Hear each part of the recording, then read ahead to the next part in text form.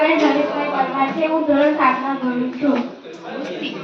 મારા પ્રયોગનું નામ સ્પ્રે અને પાણી વચ્ચેનું પ્રક્રિયા છે. એકલા પરપોટા નથી થતા. બેટરીથી એકલા પરપોટા નથી થતા. બતાડું જાદુ.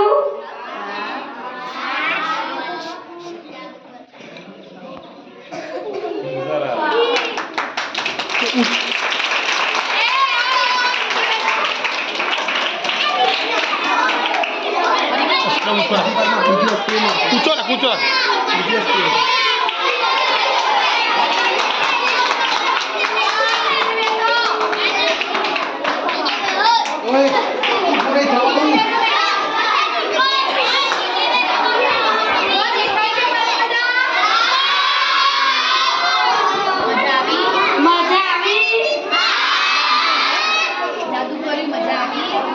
કેમ થાય છે? તમને મજા આવી?